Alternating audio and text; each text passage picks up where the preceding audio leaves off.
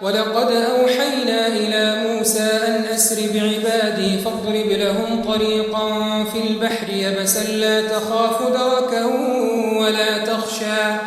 فأتبعهم فرعون بجنوده فغشيهم من اليم ما غشيهم وأضل فرعون قومه وما هدى يا بني إسرائيل قد أنجيناكم من عدوكم وواعدناكم جانب الطور الأيمن ونزلنا عليكم المن والسلوى كلوا من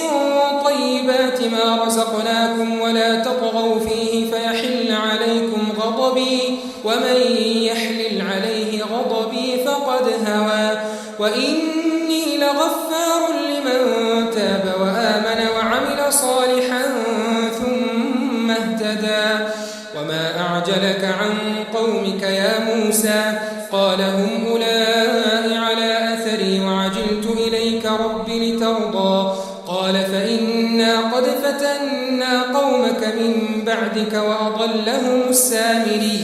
فرجع موسى إلى قومه غضبان أسفا قال يا قوم ألم يعدكم ربكم وعدا حسنا أفطال عليكم العهد أم أردتم أن يحل عليكم غضب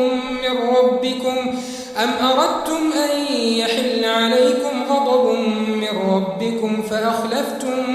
موعدي قالوا ما أخلفنا موعدك بملكنا ولكننا حملنا أوزارا من زينة القوم فقذفناها فكذلك ألقى السامري فأخرج لهم عجلا جسدا له خوار فقالوا هذا إلهكم وإله موسى فنسي أفلا يرون ألا يرجع إليهم قولا ولا يملك لهم ضرا ولا